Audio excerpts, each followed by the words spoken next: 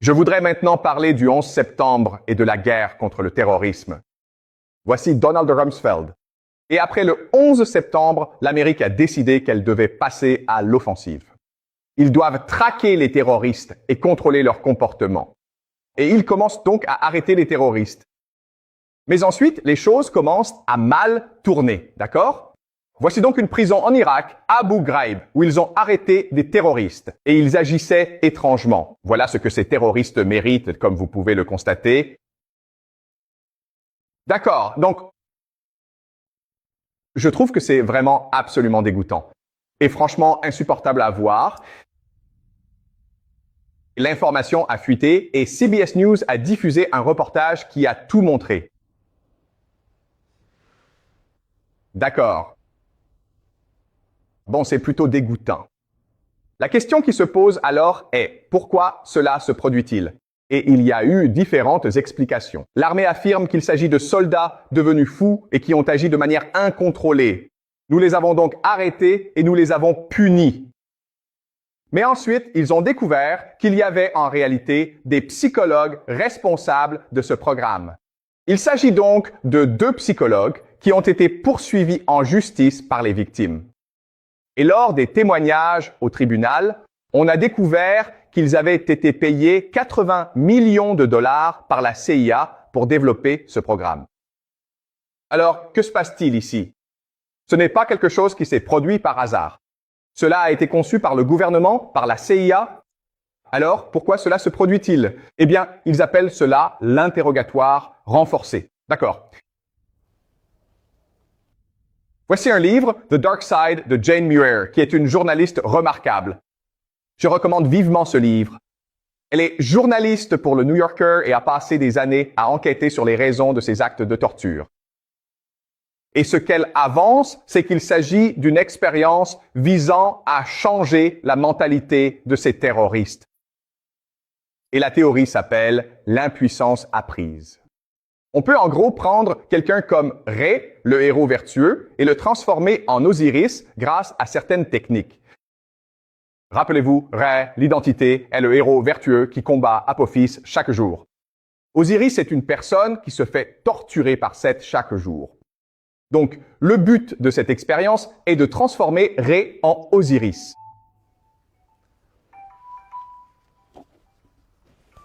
Et la personne qui a développé l'impuissance apprise est aussi celle qui a élaboré une nouvelle théorie appelée la psychologie positive. Il s'appelle Martin Seligman. D'accord, donc la psychologie positive qu'on vous apprend à l'école, c'est du lavage de cerveau. D'accord, très bien. Voilà donc une théorie, et une excellente théorie, et c'est ce que la plupart des gens croient. Le problème, cependant, c'est que cela ne fonctionne pas vraiment. Car après que la CIA a commencé à torturer tous ses prisonniers, ils sont devenus l'EI, État islamique. Isis est le nom de la déesse égyptienne qui a sauvé Osiris, n'est-ce pas? Et qui est le père d'Horus. Pensez-vous que ce soit une coïncidence? Peut-être pas. D'accord? Peut-être pas. Donc l'EI est cette secte fanatique de la mort. Ce sont des terroristes qui parcourent le Moyen-Orient et tuent beaucoup de gens. D'accord? Vous avez peut-être vu leurs vidéos où ils font des choses horribles comme décapiter des gens. D'accord? Donc ce que beaucoup de gens ont découvert, c'est qu'il existe en fait une connexion directe entre l'EI et ses actes de torture. En fait, de nombreux universitaires, comme par exemple Jeremy Surrey et Andrew Thompson, ont découvert cela. Beaucoup des combattants de l'EI que les États-Unis combattent actuellement au Moyen-Orient ont sombré dans l'extrémisme pendant leur séjour dans les prisons contrôlées par les États-Unis. Donc, c'est vraiment étrange.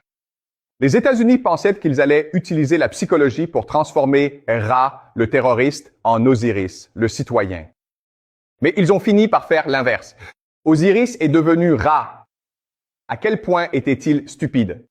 N'est-ce pas? Payer 80 millions de dollars pour être aussi stupide. D'accord? Donc voici Human Rights First, une organisation qui a commencé à interroger ses prisonniers d'Amérique. D'accord? Et ce qu'ils ont découvert, c'est que ces prisonniers leur ont dit « Désolé, ceci. » D'accord? Leur témoignage montre que le recrutement par l'État islamique se poursuit toujours, sans être contrôlé par les autorités égyptiennes, et qu'il est alimenté comme une partie essentielle de la torture et des autres abus qui règnent dans les prisons égyptiennes. Donc c'est vraiment étrange de voir comment ces prisons forment presque des terroristes de l'État islamique. Que se passe-t-il? Eh bien, revenons à la baie de Guantanamo, d'accord? La réponse se trouve dans ces prisons et dans ce qu'ils y font. La plupart de ces prisonniers étaient tellement traumatisés qu'ils ont oublié ce qui s'était passé. Mais nous avons un homme, Abu Zubayr, qui se souvient de ce qui s'est passé. C'est un citoyen saoudien qui a été capturé et il nous a raconté ce qu'il lui faisait, d'accord? Nous allons donc parcourir son histoire et vous me direz à quoi elle vous fait penser. Il le forçait essentiellement à manger, le torturait, il l'étranglait. Ensuite, ils l'ont mis dans un cercueil et l'ont noyé. Puis, ils ont utilisé une perceuse électrique pour faire ça, sur lui, d'accord? Pour, en gros, le découper. Wow! Vous vous souvenez de cette histoire? Oh, et aussi l'humiliation sexuelle, n'est-ce pas? Où ils ont fait venir une femme qui a essayé de le séduire.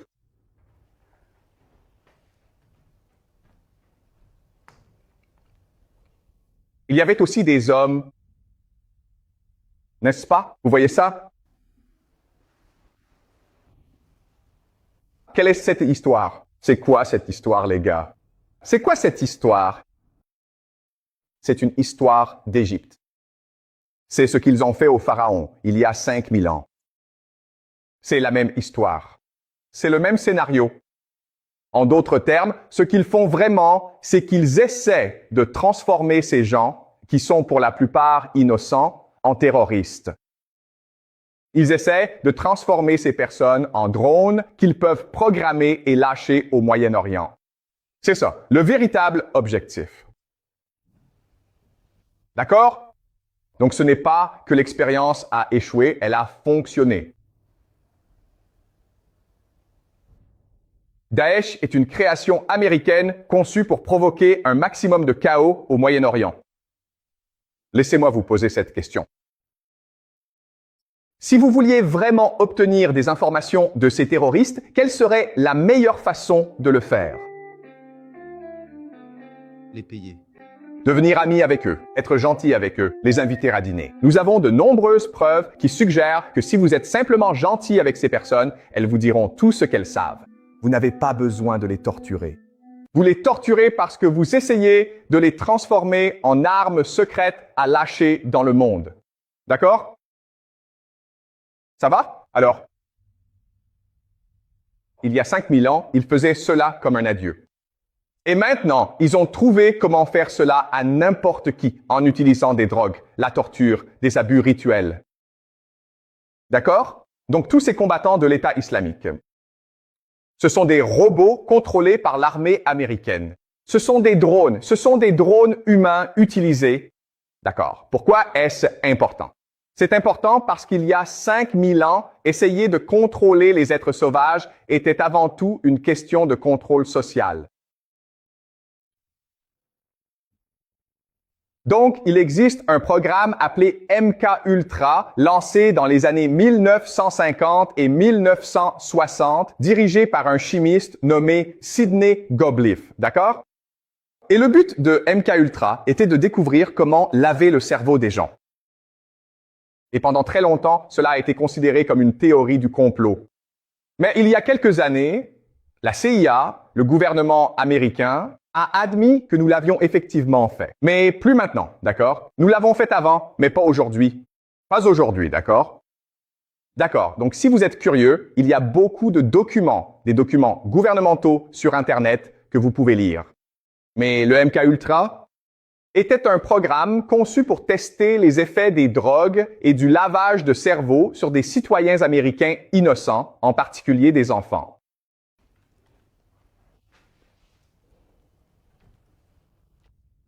Donc, certains des documents sont maintenant publics et, les gars, juste pour que vous le sachiez, la plupart de la documentation la plus sensible a été détruite par les participants.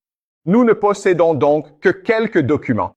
Mais certaines des choses qu'ils faisaient, c'était du lavage de cerveau, d'accord? L'utilisation de drogue, l'hypnose, afin de contrôler l'esprit des gens, d'accord? Technique d'interrogatoire.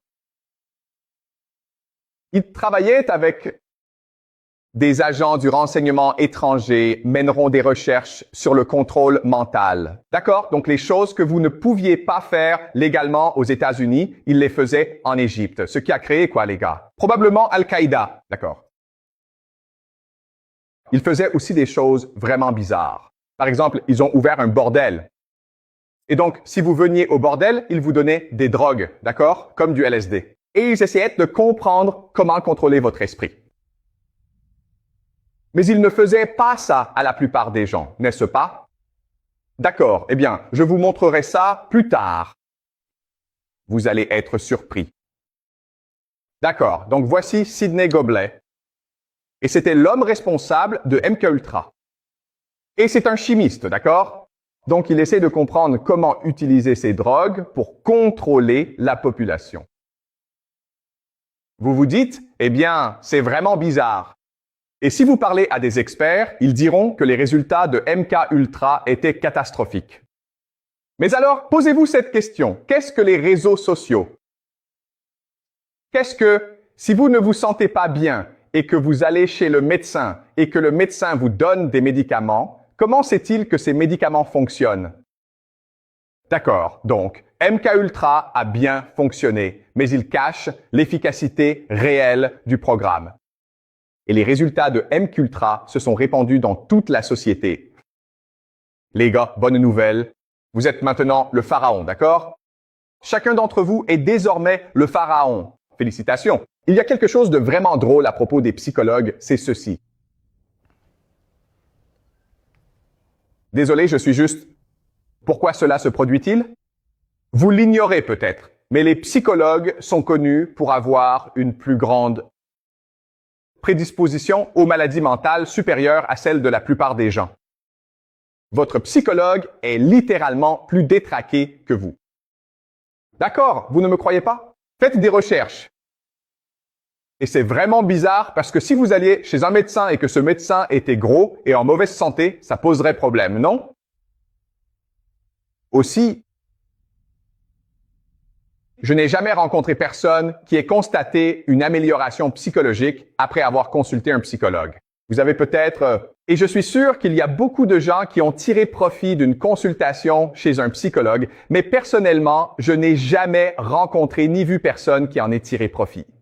C'est vraiment bizarre. Parce que si vous vous cassez la jambe, que vous allez chez le médecin et que pendant des années, votre jambe ne guérit pas, eh bien, c'est un problème, non? D'accord? Donc, c'est quelque chose à garder à l'esprit, d'accord? Alors, des questions? Des questions, les gars. Je sais que ça fait beaucoup à assimiler et nous approfondirons ces sujets au fur et à mesure. D'accord, mais l'un des points clés à retenir, c'est que toutes les sociétés sont avant tout préoccupées par le contrôle social. Et ce qui est vraiment intéressant, c'est que nous, en tant qu'êtres humains, est-ce que cela a changé en milliers d'années? Donc, la façon dont il contrôlait un pharaon en Égypte il y a 5000 ans, c'est en réalité la même manière dont il nous contrôle aujourd'hui.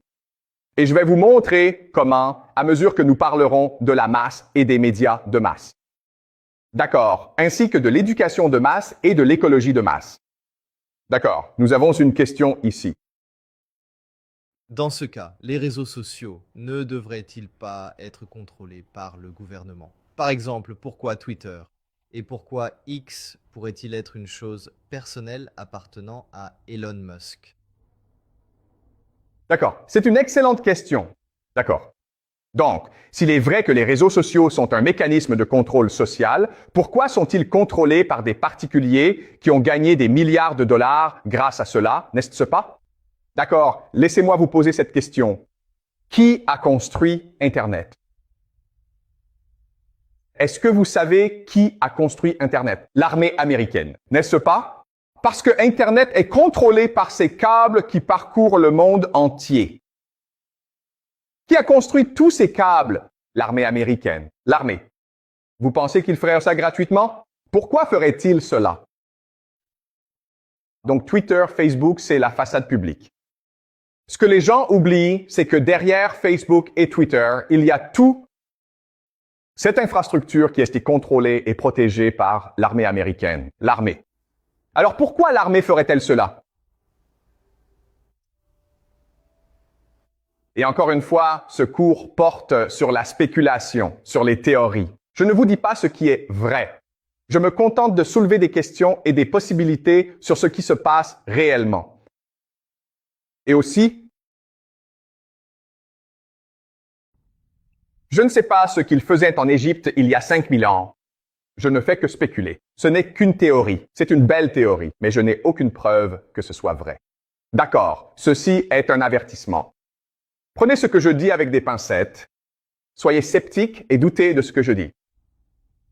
Très bien, d'accord. D'autres questions?